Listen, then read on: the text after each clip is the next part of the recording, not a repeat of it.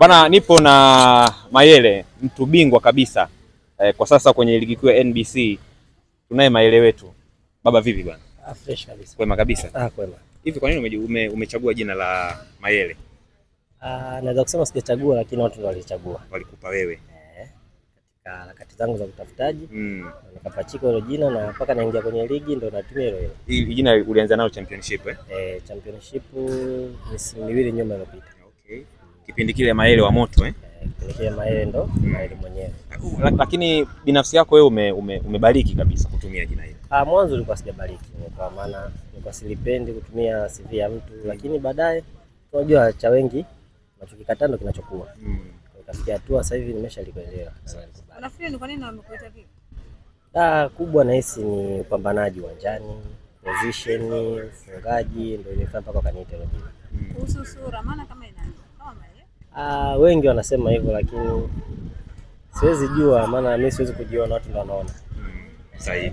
Lakini wewe binafsi yako umemtazama Fiston Kalala Mayele, uchezaji wake unahusudu ama ni unaweza ukauzungumziaje uchezaji wake? Kwa uchezaji wake ni uchezaji mzuri. Yaani ni striker ambaye ni mtafutaji. Yaani akiwa yeye mwenyewe ana uwezo wa kufanya timu ikapata ushindi. Na hicho kitu ambacho hata mimi kipindi nacheza mpira katika vilabu nilipopita nilikuwa na uwezo wa kufanya kitu kama hicho kwa nafasi yangu. Kuna vitu nilikuwa najifunza kupitia yule jamaa, na mpaka sasa hivi yani ni mtu ambaye namwangalia sana. Kwa maana unamtizama. Umefanya vizuri sana kwenye ligi kwa maana ya championship, MVP, na ukitizama ligi kuu ile sasa uko na Mtibwa Sukari. Unatizama wachezaji ambao wanakiwasha huku, wapo ambao tayari msimu huu wanahusishwa na hicho kinyang'anyiro cha kuwa mchezaji bora. Ukitizama aina wachezaji ambao wanapatikana ligi kuu ya NBC, ukitazama na wewe binafsi, unaona hali uliotoka nao championship kuja kuiendeleza ligi kuu ya NBC? Hiyo hali ndo hali ambayo naitamani sana. Na imani nitaifanya. Ingawa ni ligi mbili tofauti. Championship ni ligi sio ngumu, ila ni ligi ngumu. Tofauti na ligi kuu. Ligi kuu ni mchezo mgumu sana. Mchezo ambao inabidi una utimamu wa akili, mwili na kila kitu. Ila na imani kwa nguvu nilionayo, akili nilionayo, na msimu ule nitafanya vizuri zaidi. Kesho tunashuka dimbani dhidi ya Young Africans. Kwa binafsi umejiandaa vipi, na kitazama wachezaji wenzako kwa ujumla na kwenda kutoa ushindano aina gani mbele ya Young Africans? Sisi tumejiandaa vizuri. Cha kwanza tunajua tunaenda kucheza mechi kubwa sana kwetu.